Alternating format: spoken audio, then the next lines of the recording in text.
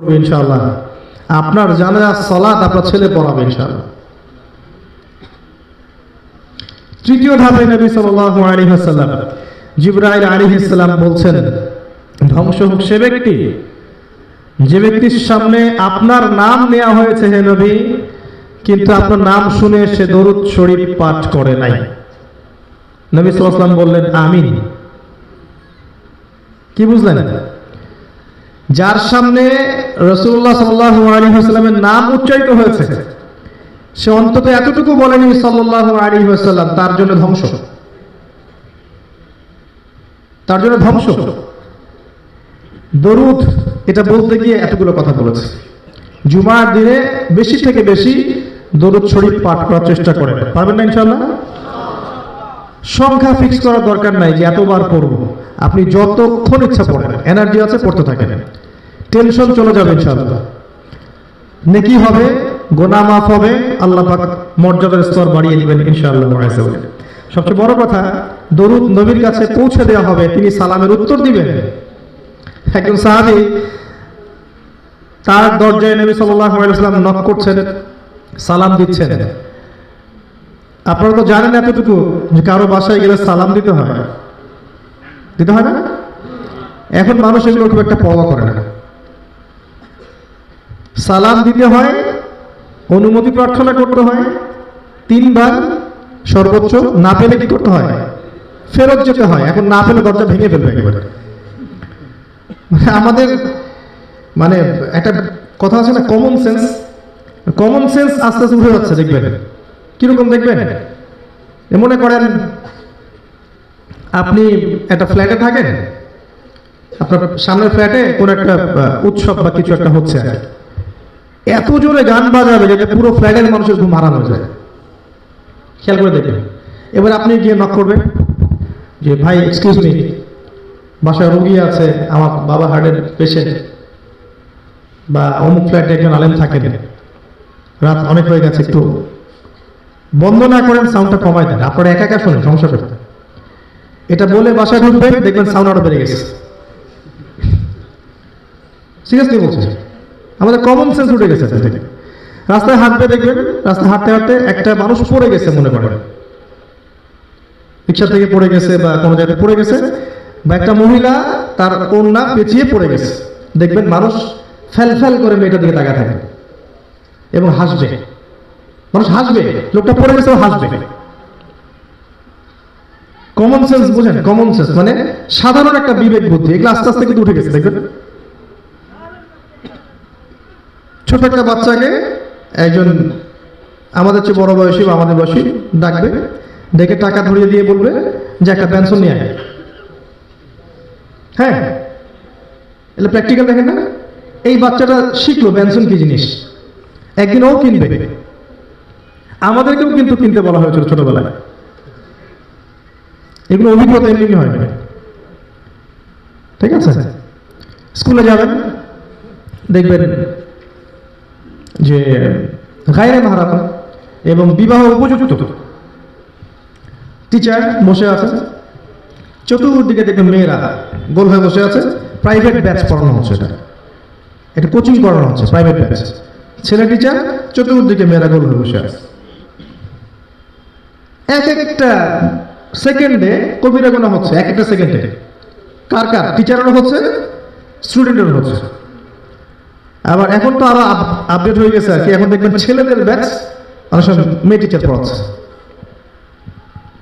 Common sense বোঝেন? Common sense দেখবেন ব্ল্যাকবোর্ডে একজন মহিলা লিখছেন ইউনিভার্সিটিতে, হ্যাঁ, এবং তিনি মাশাআল্লাহ সংস্কৃতির ধারক এবং বাহক, এবং তার পরনে শাড়ি আছে বা সামথিং লাইক দ্যাট, এবং পিছন থেকে পিঠের এই অংশ দেখা যাচ্ছে, কোমরের এই অংশ দেখা যাচ্ছে। স্টুডেন্ট ক্লাস করছে ব্ল্যাকবোর্ড দেখে দেখে। কমন সেন্স, সাধারণ কমন সেন্স। এবং এই ছেলেগুলোকে বোঝানো হচ্ছে খবরদার এই দিকে খারাপ চোখে তাকাবে না, যদি তাকাও তোমার মনুষ্যত্বের সমস্যা আছে, তোমার ভিতরটা পবিত্র করো। Common sense. মানে একটা সাধারণ জিনিস, মানে একটা সাধারণ বিবেকবান মানুষের সেন্স। একটা মেয়ে, তার ব্যক্তি স্বাধীনতা আছে, সে চাইলে হিজাব করতেই পারে, এটাও স্বাধীনতা, এটা হরণ করার অধিকার আল্লাহ আমাকে দেননি, কাউকেই দেননি। তো ও দেখবেন হিজাব পরে বের হচ্ছে, মানুষ ওকে টিটকারি করছে। আর একটা মেয়েকে দেখবেন যে ছেলেদের মতো পোশাকে বের হয়েছে, এবং এইটাকে প্রমোট করে বলা হচ্ছে যে এটা হচ্ছে এগিয়ে যাওয়া এবং প্রগতি। Common sense. দেখবেন জড় বস্তু, যার কোনো প্রাণ নাই, তার সামনে আমরা ফুল চড়াচ্ছি যেন সে ঘ্রাণ পাচ্ছে, যেন সে ঘ্রাণ পাচ্ছে। অদ্ভুত। দেখবেন মসজিদ, মানুষ নামাজ পড়ছে, নামাজ পড়ার পাশে দেখবেন যে 8-10টা মানুষ হই হল্লা চিল্লাচিল্লি করতেছে। মসজিদের অবস্থা। ইমাম সাহেব নামাজ পড়াচ্ছেন, নামাজটা একটু লম্বা হয়ে গেছে, নামাজের শেষে দেখবেন ইমাম সাহেব নাম ধরে ডেকে একেবারে, ইমাম সাহেব, মানুষের কাজ থাকে প্রতিটা বিষয়। কয়টা বলে শেষ করবো আপনাকে? আমি তো চলতে ফিরতে খালি মনে হয় যদি আমাকে আপনারা 3 বেলার খাবার দিতেন, আসহাবুল কাহাফের মতো কোন একটা জায়গা দিতেন, ঠিক আছে, ওখানে বসে বসে দিন প্রচার করা যায়, মিডিয়ার কোনো দরকার নাই, নামাজ পড়া যায়, প্রচন্ড চাষবাস করে খাওয়া যায়, পরিবার নিয়ে বা এই ধরনের কিছু মানুষ মিলে থাকা যায়, ছোট কমিউনিটি। মনে হতো যে এখান থেকে পালাতে পারলে আমি বাঁচি। আসহাবুল কাহফ কোন পরিবেশ থেকে চলে গিয়েছিলেন এখন আস্তে আস্তে বুঝতে পারছেন। এগুলো আপনি বুঝতে পারবেন কখন? যখন আপনি আল্লাহর নূর দিয়ে দেখবেন চারপাশটাকে। শপিং মলে গিয়েছেন ইতিকাফ করার পরে, মনে করেন 10 দিন রমজান ইতিকাফ করেছেন, এরপরে আপনি 4 রাত বলে না ঈদের আগের রাত্রে, এই রাত্রে শপিং করতে গিয়েছেন বড় বড় মলে। এবার গিয়ে দেখছেন বাপরে কোথায় আসলাম আমি, এ তো আমি মনে হচ্ছে জঙ্গলে চলে আসলাম, সবাই কেন জানি কাপড় চোপড় ছাড়াই ঘুরছে। ওই সময় দেখবেন আপনি বুঝতে পারবেন আল্লাহর নূর কি জিনিস। ওই যে 10 দিন আপনি আল্লাহর সাথে সময় কাটিয়েছেন নিয়মে নির্বিঘ্নে একাকী ইতিকাফে, এবার আপনি বের হয়ে দেখছেন সমাজটা তো আসলে কোরআন হাদিসের মতো না।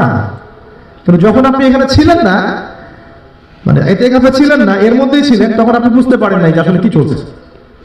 তো এর বাইরে যান, বাইরে থেকে দেখেন, কি দিয়ে দেখবেন? আল্লাহ এবং তার রাসূলের চোখ, কোরআন এবং সুন্নাহর চোখ দিয়ে দেখেন। এবার আপনি দেখবেন যে আসলে কোনো কিছুই সঠিক যাচ্ছে না। Common sense. ছেলে অনেক পড়াশোনা করেছে, বাবা টাকা পয়সা খরচ করিয়েছে, এখন ছেলের মধ্যে ঈমান এসেছে, তো বাবা মা বলছে কি কারণে রেজিগনেশন দিয়ে আসলি? সেখানে তো 70-80 হাজার টাকা বেতন ছিল। ছেলে বুঝাতেই পারছে না যে মা বাবা, আমি যে চাকরিটা করতাম এখানে সুদ ছিল, আর আল্লাহ বলেছেন যে সুদ খাচ্ছে সে আল্লাহ এবং তার রাসূলের সাথে যুদ্ধ করছে, তা আমি এটা চিন্তা করে ছেড়ে দিয়েছি। আপনি বুঝাতেই পারবেন না পরিবারকে যে আপনি একটা ভালো কাজ করেন। হ্যাঁ, পরিবার মানবেই না আপনার কথা। পরিবার বলবে পাগল নাকি, 70-80 হাজার টাকা দামের চাকরি কেউ ছেড়ে দেয় মাসিক স্যালারি? এই জন্য এত পড়াশোনা করালাম। পিতা মাতারও সেন্স অফ হিউমার নাই। অনেক বিষয় আছে ভাই, বলে শেষ করতে পারবো না। আসেন, যেখানে আমি পয়েন্টসগুলো আনলাম যে 3টা কাজের কথা এই হাদিসের মধ্যে আপনি বেস্ট পাচ্ছেন। একটা হচ্ছে রমাদান মাসকে কাজে লাগানো। আমরা দোয়া করি আল্লাহ পাক আগামী রমাদান মাসটাকে আমাদেরকে এমন ভাবে কাজে লাগানোর তৌফিক দান করুন যাতে করে আমরা আমাদের জীবনের সব গুনাহ মাফ করাতে পারি। 2 নম্বর আপনি পেয়েছেন পিতামাতার খেদমত এই হাদিসে, আর 3 নম্বর পেয়েছেন কি? রাসূলুল্লাহ সাল্লাল্লাহু আলাইহি ওয়াসাল্লামের প্রতি দুরূদ এবং সালাত পেশ করা। আমি সাহাবীর কথা বলছিলাম, নক করছেন নবী সাল্লাল্লাহু আলাইহি ওয়াসাল্লাম এবং সালাম দিচ্ছেন, সাহাবী গেট খুলছেন না। একবার সালাম দিলেন, গেট খুললেন না, আরেকবার দিলেন, গেট খুললেন না। তার ছেলেটাকে জিজ্ঞাসা করছেন, বাবা বাইরে আল্লাহর নবী দাঁড়িয়ে আছেন, আপনি গেট খুলছেন না কেন? তিনি সালাম দিচ্ছেন।